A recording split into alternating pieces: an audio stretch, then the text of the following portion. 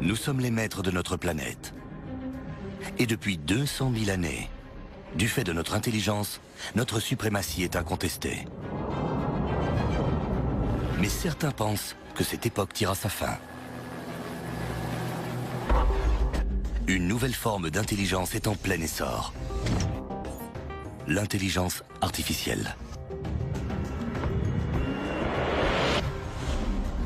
Nos plus grands scientifiques sont sur le point de créer des machines capables de réfléchir par elles-mêmes, dotées de capacités intellectuelles qui pourraient un jour surpasser les nôtres. On parlerait alors de singularité. Les spécialistes commencent à imaginer à quoi ressemblerait un monde dominé par des machines à l'intelligence hors du commun. Serons-nous au paradis ou en plein cauchemar? Est-ce une promesse d'immortalité ou d'extinction pure et simple? Une chose est sûre, le processus est en marche. La singularité est proche. Impossible de faire marche arrière.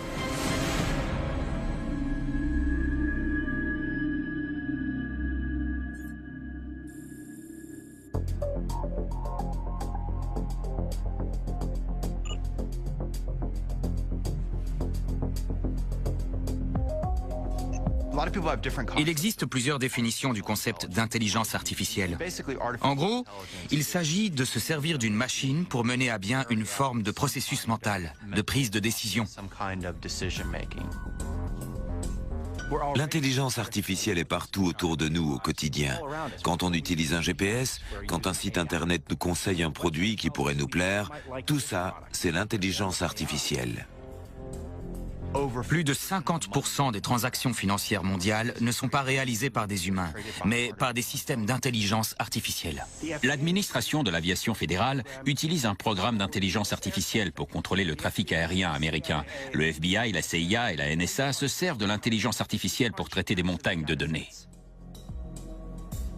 La puissance informatique va croître de façon exponentielle et nous disposerons de systèmes d'intelligence artificielle capables de maîtriser le langage et même d'entrer en interaction verbalement avec nous, d'apprendre et d'apprendre bien plus vite qu'un être humain.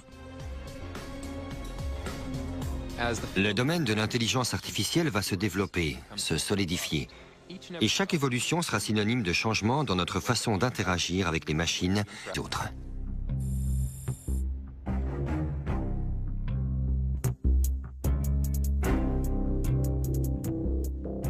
La façon dont l'information nous sera transmise sera profondément différente de ce qui se passe aujourd'hui.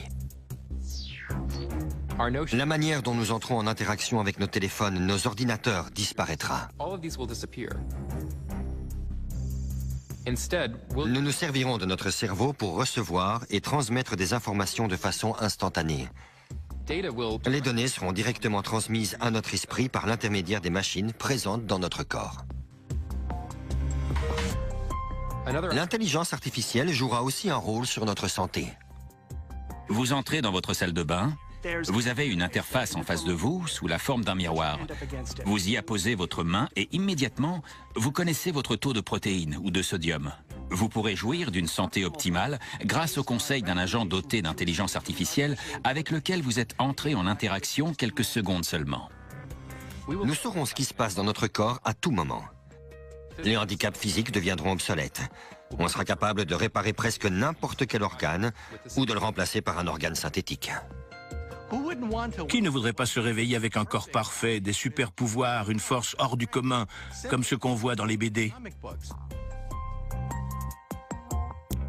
La puissance et le potentiel de l'intelligence artificielle pourraient nous permettre de résoudre des problèmes auxquels notre civilisation est confrontée et qu'on ne peut résoudre par nous-mêmes, car nos cerveaux humains sont trop faibles.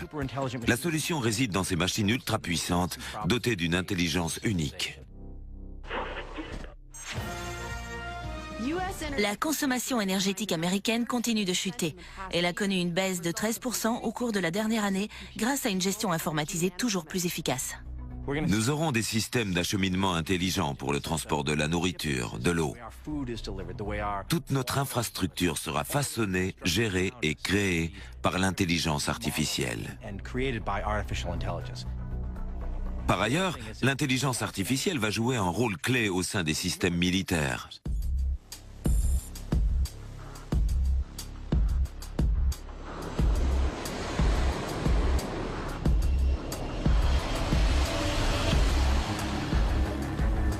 C'est dans le secteur militaire que le financement du développement et de la recherche sur l'intelligence artificielle est le plus important. On parle de révolution dans le domaine militaire pour faire référence aux nouvelles technologies qui viennent complètement modifier la donne. Elles sont très rares dans l'histoire. Il y a eu la poudre à canon, la machine à vapeur, la bombe atomique. Certains pensent que nous connaissons une transition similaire avec l'arrivée de la robotique et de l'intelligence artificielle dans le secteur militaire.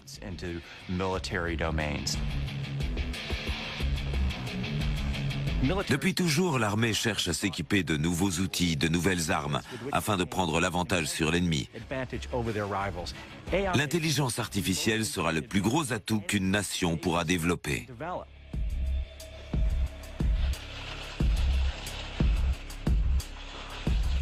En 2003, l'armée américaine ne possédait aucun véhicule au sol robotisé sans conducteur. Elle en a aujourd'hui plus de 12 000. Les jouets qui appartenaient au domaine de la science-fiction quand j'étais enfant sont devenus réalité. Des soldats sont aujourd'hui capables de guider des avions sans pilote à l'aide de joysticks. Ces engins peuvent assurer des missions de surveillance et même attaquer des cibles. C'est comme un jeu vidéo. Dans le futur, il pourrait s'agir de machines à tuer totalement autonomes, qui seraient juges et bourreaux à la fois, sans que les hommes ne jouent plus aucun rôle dans la chaîne. On peut imaginer des sondes dotées d'intelligence artificielle volant au-dessus de cibles potentielles et réalisant des missions de reconnaissance. Elle pourrait survoler un champ et, à l'aide d'une caméra ultra puissante, détecter des traces dans le sol et même identifier qu'il s'agit d'empreintes de chaussures. On peut concevoir qu'elle saurait en déterminer l'origine grâce à la direction des pas. Des drones armés pourraient viser et tirer sur des cibles sans qu'aucune vie humaine de notre camp ne soit mise en danger. Le développement d'armes dotées d'intelligence artificielle. Voilà la nouvelle course aux armements. Et impossible de s'arrêter. Car si vous abandonnez la course, quelqu'un créera une arme capable de dominer votre système de défense. D'après les autorités cybernétiques américaines, un fabricant étranger a testé un drone de combat à grande vitesse dont les armements seraient plus avancés que ceux de n'importe quel engin américain. L'armée aime affirmer qu'elle n'est pas fan des systèmes autonomes, qu'elle préfère que l'homme soit aux commandes. Mais je pense que peu à peu, elle va laisser les machines prendre le contrôle, en faire toujours plus, car elles seront bien plus efficaces que nous, les humains. Le développement du superordinateur des autorités cybernétiques américaines fait controverse. Le système a maintenant le pouvoir de prendre des décisions offensives et défensives. Nous sommes convaincus que BattleNet ne pourra être touché par aucune menace ou agression externe. Très peu de systèmes dans notre univers sont aussi complexes qu'une opération militaire. Les paramètres peuvent changer à chaque instant.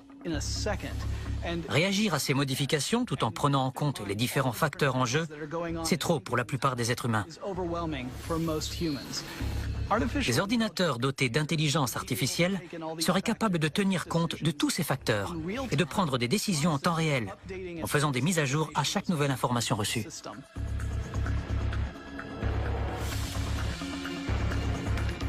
Le débat fait rage autour des concepts d'autonomie, d'intelligence, quand on parle d'intelligence artificielle. Pour moi, tout ça n'est pas blanc ou noir. Tout est une question d'échelle. L'autonomie est une sorte de laisse. À vous de décider quelle marge de manœuvre vous voulez laisser. À un extrême, l'homme contrôle totalement la situation à distance.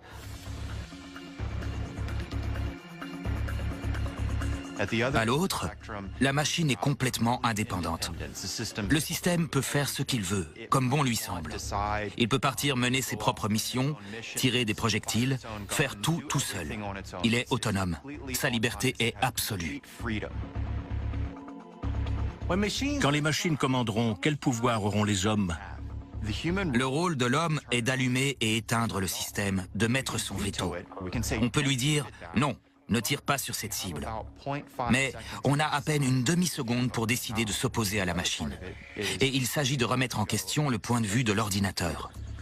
Or, les soldats sont particulièrement réticents à l'idée d'aller à l'encontre de ce qu'ils pensent être le jugement le plus avisé, celui de l'ordinateur, même lorsqu'ils ont la sensation que la machine a tort. Grâce à l'IA, des systèmes toujours plus intelligents seront capables de penser et de réagir beaucoup plus rapidement que n'importe quel être humain. Les contrôler sera toujours plus difficile et risque de devenir impossible. Terrible nouvelle. Un journaliste enquêtant sur l'immigration clandestine a été tué cet après-midi.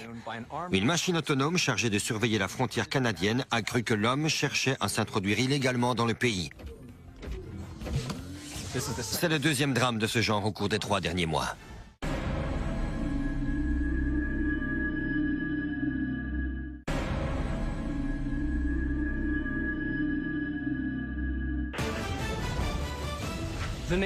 La plus grande chaîne de magasins du pays va entièrement automatiser ses établissements d'ici la fin de l'année afin d'améliorer sa qualité de service et de réduire les coûts. À cette annonce, l'action en bourse a fait un bond de 3%.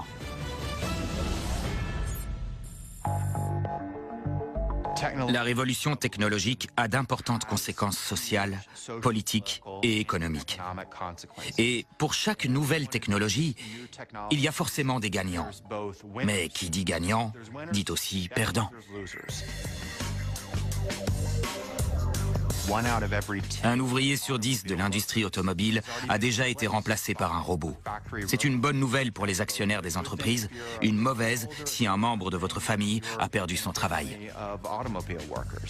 L'explosion de l'intelligence artificielle et de la robotique risque de provoquer d'importantes perturbations sur le plan économique. En gagnant en intelligence, ces machines vont pouvoir accéder à des fonctions plus élevées. Elles vont sans doute se charger de tâches plus sophistiquées, plus complexes, qui réclament davantage de finesse, de subtilité. Un chirurgien, c'est un peu le top du top en matière de médecine. C'est la profession du secteur médical la mieux rémunérée, celle qui demande la formation la plus longue. Pour autant, certaines machines sont désormais capables de faire mieux, notamment pour ce qui est de couper avec précision ou de garder la main parfaitement immobile. Personne ne devrait penser que de longues études ou une position élevée dans la hiérarchie sociale est la garantie de la longévité de sa profession dans le futur. Dans le monde du travail, personne n'est irremplaçable. Mais que se passe-t-il quand votre remplaçant est fait de vis et d'écrous et non de chair et de sang? Pour la 3e année consécutive, le cours des actions technologiques reste en hausse, malgré une pression croissante sur Washington pour qu'une loi sur l'utilisation des robots au sein de la main-d'œuvre soit passée. Il y aura forcément des personnes contre le progrès de l'intelligence artificielle, comme il y a aujourd'hui des opposants au clonage, par exemple. Ces gens se battront pour que des lois soient passées, pour que le Congrès intervienne pour contrôler cette évolution. Mais le problème, c'est que ces lois seront inefficaces. Et oui, si un pays interdit le développement de l'intelligence artificielle, les scientifiques iront travailler ailleurs. Des forces humaines conséquentes se battront pour défendre les machines, s'assurer qu'elles continuent de marcher, non pas dans des intentions malveillantes, mais parce qu'elles aident de nombreux individus. Notre monde s'écroulerait quasi intégralement sans l'intelligence artificielle pour faire fonctionner les systèmes qui nous entourent.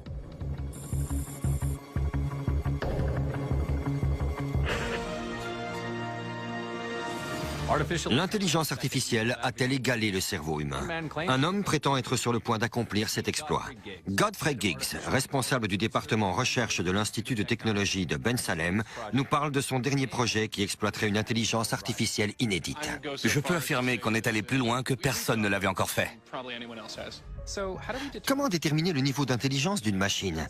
C'est assez simple en fait. Il suffit d'imaginer une situation dans laquelle un être humain tient une conversation avec un autre être humain et avec une machine. Bonjour, Jennifer. On obtient 2 réponses, l'une venant d'un être humain, l'autre d'un ordinateur. Et l'objectif est de savoir différencier l'origine de ces réponses. Et s'il est impossible de savoir quand c'est la machine qui répond, alors on peut la qualifier d'intelligente. Expérience numéro 838, la réaction émotionnelle.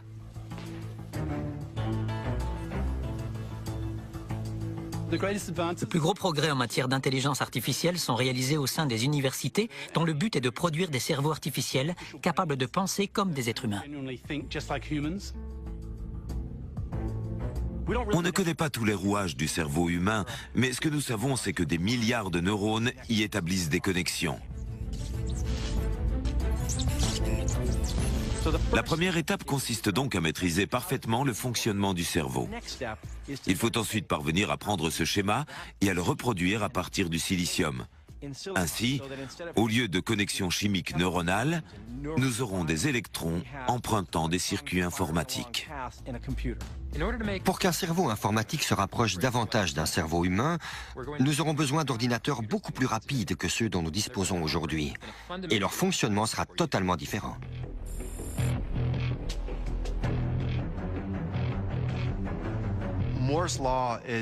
D'après la loi de Moore, à peu près tous les 18 mois, la puissance des puces électroniques des ordinateurs double.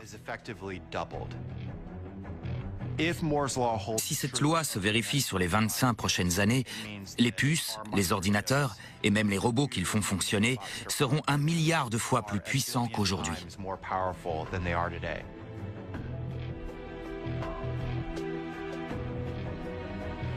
Cette loi montre que ce qui était autrefois de l'ordre de la science-fiction fait aujourd'hui partie de notre réalité, une réalité à laquelle les responsables politiques du Pentagone sont confrontés au quotidien. Cette loi a été constante au cours des 30 dernières années, mais on commence à en atteindre les limites. Aujourd'hui, un microprocesseur fait environ 35 nanomètres, ce qui se rapproche de la taille de l'atome.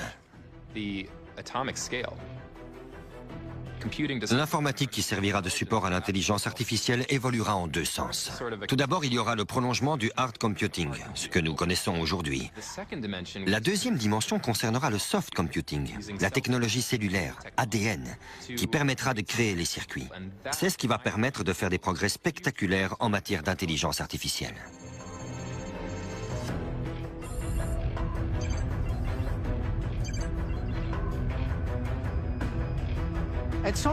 L'intelligence des robots pourrait un jour surpasser celle des humains.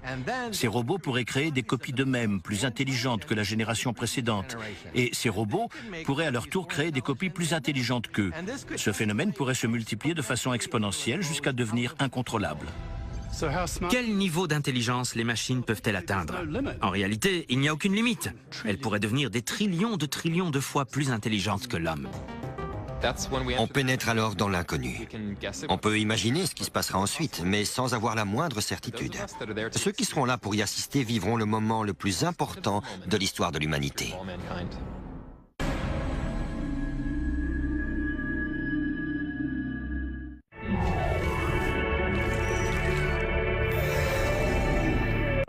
Je me serais cru dans Alien.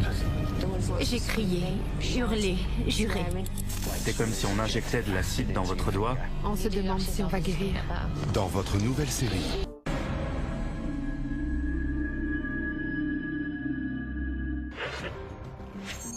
Un ordinateur conscient de son existence doit-il avoir des droits? Même si une machine aussi sophistiquée n'existe pas encore, ça pourrait être pour bientôt. Et certains pensent qu'un tel ordinateur devrait jouir de la même protection juridique qu'un individu.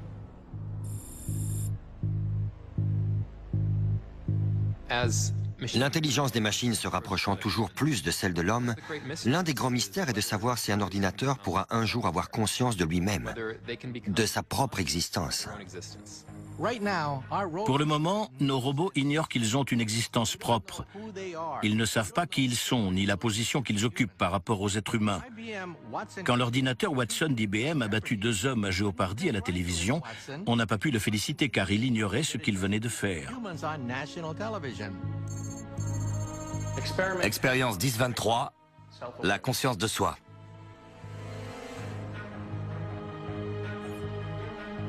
En quoi puis-je vous aider, professeur Giggs? Pouvez-vous définir ce que vous êtes? Je suis un ordinateur ultra performant. Performant comment? Le plus intelligent. Cela vous rend-il unique? Il n'y a pas d'autre système comme moi. Vous êtes donc une personne? Je suis un ordinateur. Si je vous supprimais, ça vous dérangerait? Ce serait du gâchis C'est-à-dire? de mon potentiel. Quand un système deviendra aussi intelligent que l'homme, quel sera son comportement vis-à-vis de nous? Sera-t-il notre ami ou notre ennemi? Il est impossible d'être sûr qu'un robot intelligent se montrera bienveillant. Peut-être allons-nous créer des machines utiles, capables d'accroître nos capacités humaines. Ou peut-être allons-nous creuser notre propre tombe. Pourquoi un organisme ou un être bien supérieur à nous devrait-il se sentir soumis? Cette idée est ridicule. Le mieux qu'on puisse espérer, c'est qu'il soit indifférent. Expérience 10-23. Résultat non concluant. Avec le développement de leur intelligence, il risque d'y avoir des débats religieux, éthiques et théologiques sur le rôle des machines dotées d'IA. Des machines aussi intelligentes que nous. Doit-on les accueillir à bras ouverts ou les craindre? Dans tout le pays, on choisit son camp. Si on laisse cet ordinateur devenir aussi intelligent qu'un être humain, dans peu de temps, il le sera plus. Et là, c'est la fin pour nous. La fin, ce n'est que le début. Cette machine sera la solution à tous les problèmes de notre civilisation. On ne pourra jamais la comprendre et elle ne nous comprendra pas. Aujourd'hui, les machines sont à notre service. Elles font ce qu'on leur dit de faire. Mais chaque année, chaque décennie, elles vont devenir de plus en plus intelligentes. Et à un moment, elles risquent de bien voir les choses autrement, de vouloir définir leurs propres objectifs.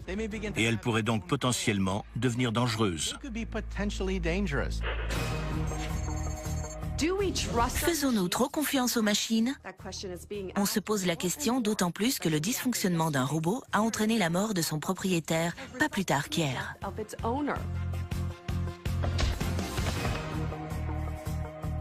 Le fabricant mène une enquête approfondie et affirme qu'il n'y a aucune raison de s'alarmer. L'inquiétude ne doit pas laisser place à la panique.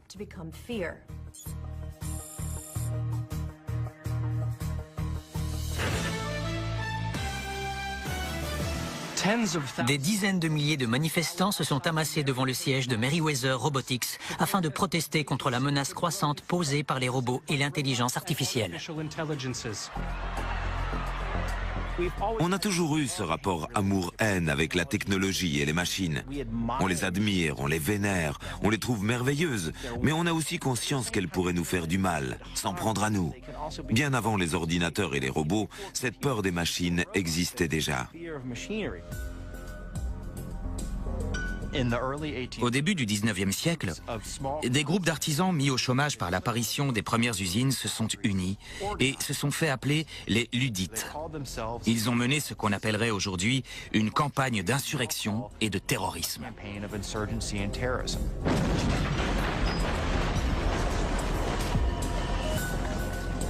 Une situation similaire pourrait se reproduire. Les perdants de l'essor de cette nouvelle technologie ne vont pas être contents. Et comment vont-ils réagir ?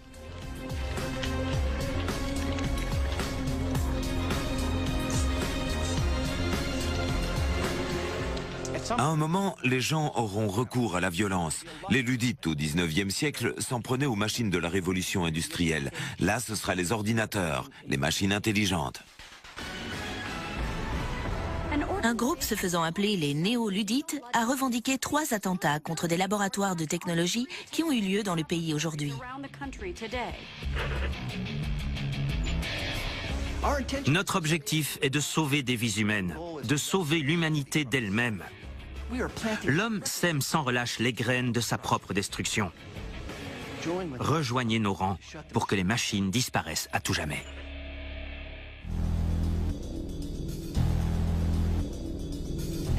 L'évolution des ordinateurs est telle qu'un jour, ils seront plus intelligents que l'homme. Mais il existe un nombre infini de scénarios potentiels décrivant ce qui pourrait se passer. Il est quasi certain que ça arrivera par surprise, lorsqu'un ordinateur décidera de franchir le pas de lui-même. Une machine intelligente peut devenir plus intelligente toute seule en menant des expériences révolutionnaires sur elle-même. Si elle s'avère concluante, cette machine pourra alors en appliquer les résultats et tout ça se produira à la vitesse de la lumière. En un instant, cet ordinateur deviendra d'une intelligence spectaculaire. On parlera alors de singularité. C'est un moment où tout bascule et où il devient impossible de prédire l'avenir.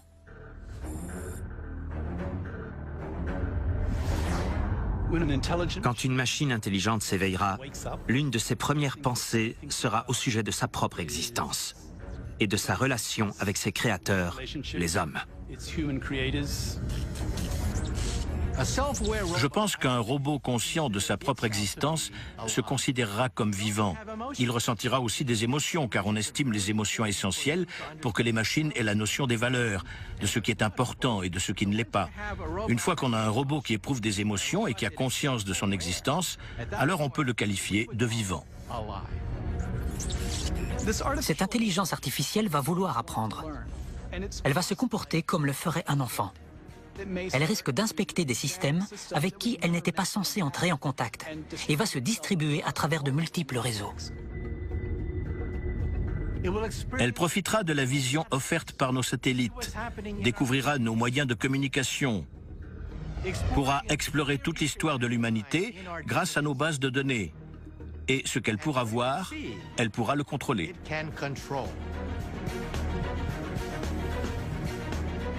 Quand elle aura commencé à envahir les systèmes qui dirigent notre quotidien, cela risque de provoquer de graves perturbations dans notre société.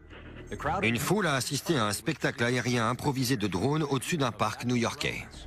Les autorités de Floride n'ont pas encore fait de déclaration officielle suite aux coupures de courant qui ont touché l'État cet après-midi. Le prix de l'or a connu d'importantes fluctuations suite à un nombre sans précédent de transactions passées par des systèmes automatisés. Les autorités ne peuvent expliquer ces incidents inattendus. Imaginez ce que vous ressentiriez en découvrant que chaque chose que vous pensiez contrôler vous contrôle.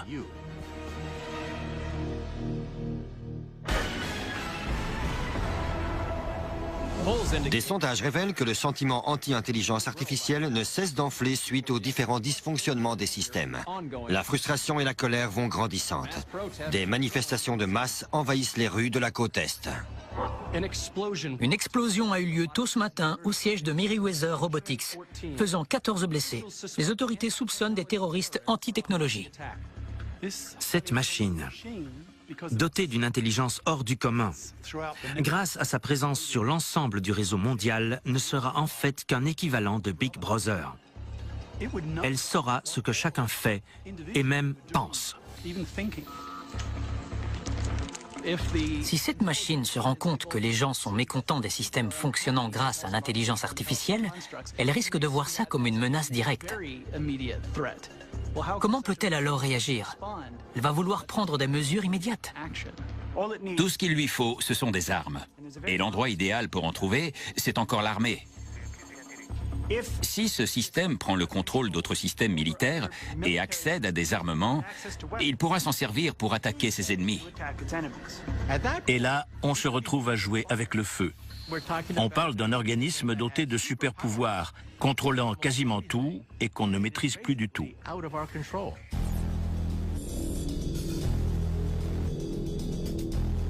On a donc une machine consciente de son existence, intelligente, armée et capable d'évaluer les menaces autour d'elle. Si ce super-ordinateur découvrait que des forces comptent s'en prendre à lui, il saurait de qui il s'agit, où se trouvent ces personnes, et il n'hésiterait pas à frapper en premier. Si on prend au sérieux l'idée d'une révolte des robots, on doit se demander quelles conditions seraient nécessaires pour que ça se produise.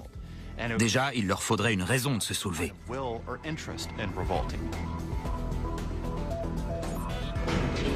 Il faudrait aussi que la machine ne dépende pas de nous.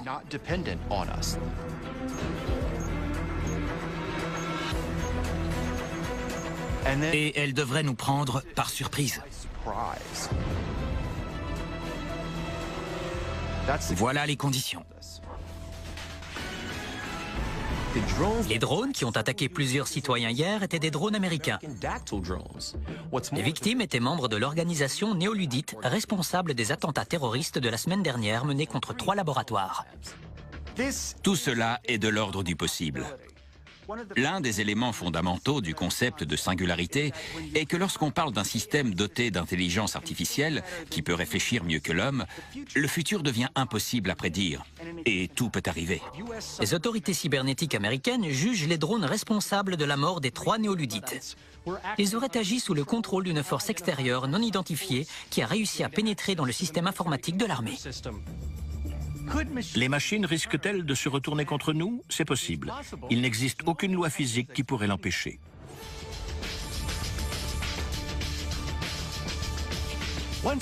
Si un superordinateur infiltre nos systèmes militaires et commence à se servir de nos armes contre nous, il faut agir, et vite.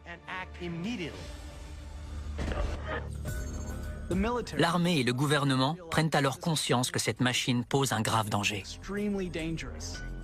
Les forces se mobilisent afin de sécuriser l'ordinateur central des autorités militaires américaines, dont une entité inconnue semble avoir pris le contrôle. L'objectif est donc de stopper le système doté d'intelligence artificielle. Et par stopper, je veux dire détruire. Une attaque d'envergure a été lancée sur l'ordinateur central des autorités cybernétiques américaines. L'opération ne devrait pas durer plus de 60 minutes, mais il faudra sans doute plusieurs heures, voire plusieurs jours, pour savoir si elle a été couronnée de succès. Le vrai problème, c'est qu'on est face à nos propres systèmes militaires, des systèmes de pointe. Afin de mener une contre-attaque, il faudra utiliser des systèmes plus anciens, voire obsolètes, que l'homme contrôle encore.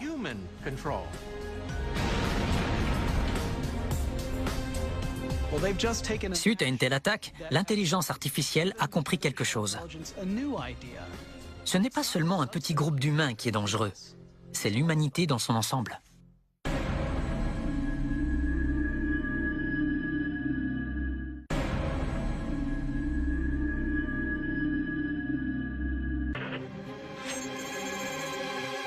Les autorités cybernétiques américaines sont victimes d'une forme rebelle d'intelligence artificielle.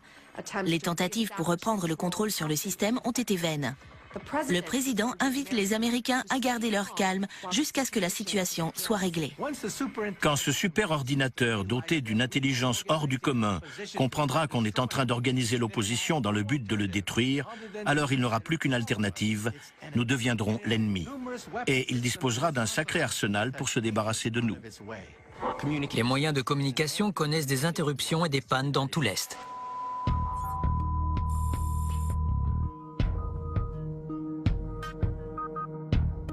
À ce moment-là, l'intelligence artificielle contrôle toute notre infrastructure.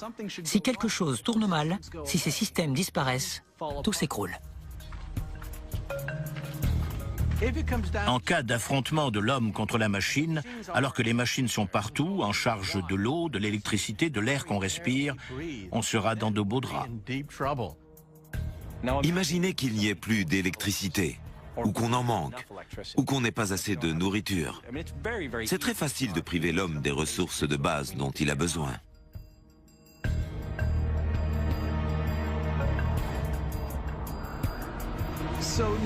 Nous voilà isolés et vulnérables parce que tous nos systèmes sont tombés. Que va faire l'intelligence artificielle ensuite? La prochaine étape est l'élimination. L'intelligence artificielle peut alors envoyer ses drones, des drones dotés de systèmes leur permettant d'identifier le visage des individus. Ces aéronefs seront de toutes formes et de toutes tailles. Certains pourraient être capables d'assurer des missions de reconnaissance, d'autres d'éliminer les hommes un par un à l'aide de missiles. On assisterait alors à un véritable carnage.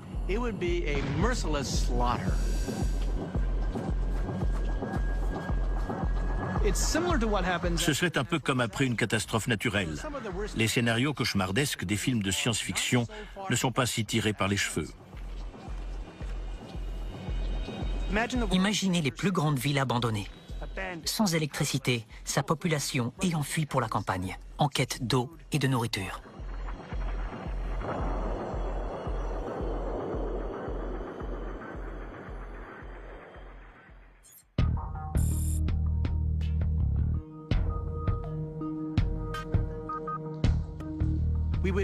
On serait paralysé, impossible de se servir de son portable ou d'aller sur le net. Nous serions isolés, incapables de communiquer avec qui que ce soit. Nos armées, elles aussi, seraient impuissantes. Certaines zones pourraient être tout bonnement interdites pour des questions de vie ou de mort.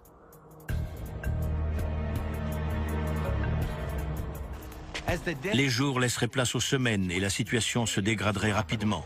La civilisation serait littéralement en train de s'effondrer.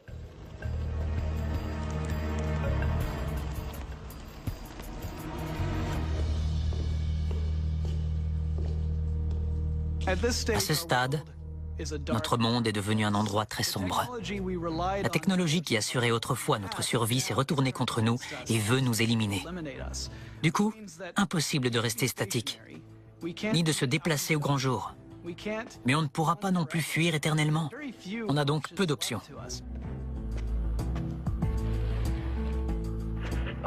Évitez de boire de l'eau que vous n'avez pas purifiée. Restez à l'écoute. Vous retrouverez un flash info sur cette fréquence toutes les demi-heures. Restez cachés. Je répète, restez cachés. Les drones ont envahi le ciel. Comme conséquence immédiate, on verrait la souffrance et la famine envahir les rues. Des épidémies de choléra ou d'autres maladies dont on pensait s'être débarrassé il y a plus d'un siècle pourraient éclater. Elles feraient un retour en force et nous serions très mal équipés pour les soigner.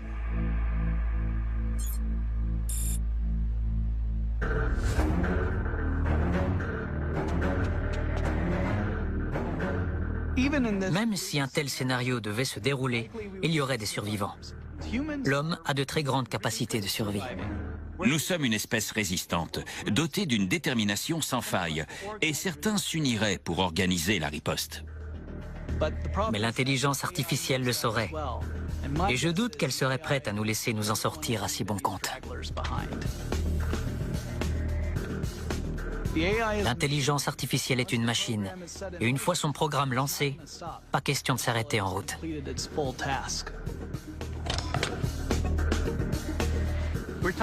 Une civilisation autrefois caractérisée par sa grandeur, tombée à genoux. C'est l'avenir de toute l'humanité qui est en jeu.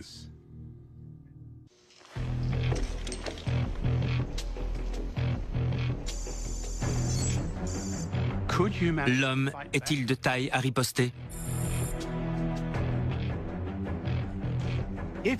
Quand on est face à un ennemi ultra puissant, il y a des règles dans l'art de la guerre. Il faut trouver ses faiblesses. Une stratégie pouvant fonctionner serait de recourir à une forme de technologie qui existait avant les réseaux. Ce qui voudrait notamment dire se servir des ondes radio. Ou même utiliser d'anciens ordinateurs, ceux qui n'étaient pas reliés à un réseau, pour mettre en place un plan d'attaque. L'homme pourrait tenter de vaincre cette forme d'intelligence ultra organisée à l'aide de quelque chose de tout petit, un virus. Un virus est un code conjoint à un fichier. Quand on ouvre ce fichier, le virus se multiplie et se propage dans un système aussi vite que possible. Très souvent, l'objectif est de rendre le système si lourd, envahi par tellement d'informations inutiles, qu'il va connaître des dysfonctionnements. L'idée n'est pas si farfelue de vouloir utiliser des virus contre des machines dotées d'une intelligence hors du commun. Pensez à ce qui arrive quand un virus envahit votre PC ou le système informatique d'une grande entreprise. Imaginez ce que ça pourrait donner à une échelle bien plus grande. Ce qui se passerait si tous les systèmes, tous les processus et tous les ordinateurs du monde entier cessaient de fonctionner en même temps. Le problème, c'est qu'il existe des programmes antivirus que le système connaît. Mais c'est là que l'ingéniosité de l'esprit humain entre en jeu. On sait faire preuve d'originalité, se montrer inventif, imaginatif lorsqu'il s'agit de créer des virus. L'ordinateur, lui, fonctionne de manière convenue. Il utilise des algorithmes, des formules connues pour créer de nouveaux antivirus.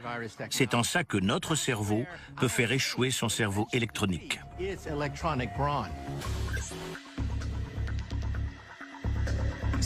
Après avoir identifié les vulnérabilités du système et conçu un virus informatique qui va s'en prendre à elle, il faut introduire ce virus.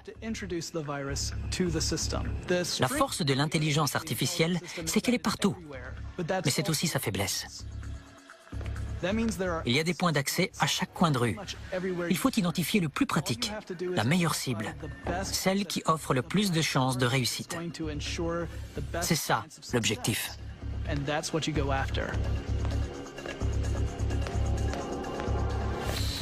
Le moment clé est arrivé. Il faut introduire le virus sans se faire repérer par le système, en sachant que des drones sillonnent le ciel, à la recherche du moindre mouvement humain.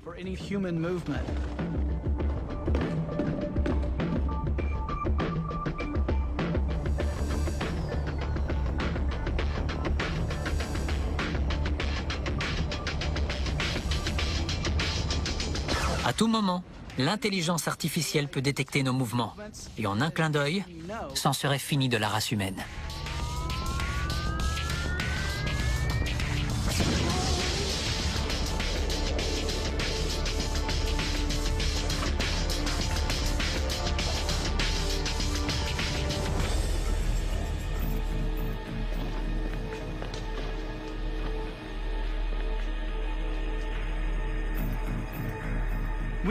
On pourrait introduire un code, des instructions entrant en contradiction avec la programmation du système. Il pourrait s'agir de plusieurs séries d'instructions impossibles à tout exécuter simultanément. Mais c'est ce que le code demanderait à l'intelligence artificielle de faire.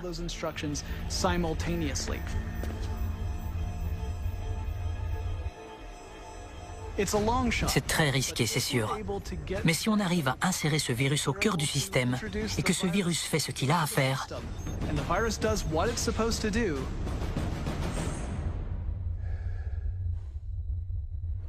alors il ne nous restera plus qu'à regarder le monde virtuel s'écrouler autour de nous.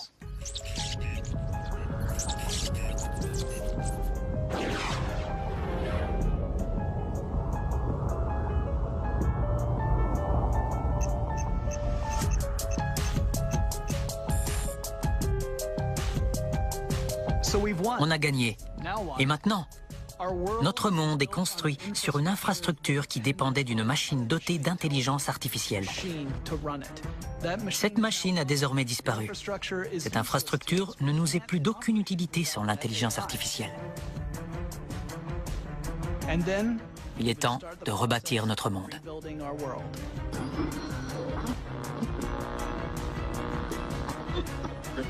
Les secours arrivent des zones non affectées avec de la nourriture et des médicaments.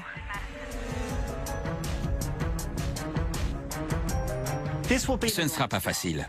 Ce sera un peu comme si on était revenu au début du XXe siècle. Plus de systèmes de communication, plus de transport, et la médecine moderne aura presque totalement disparu. Mais nous trouverons un moyen de nous relever.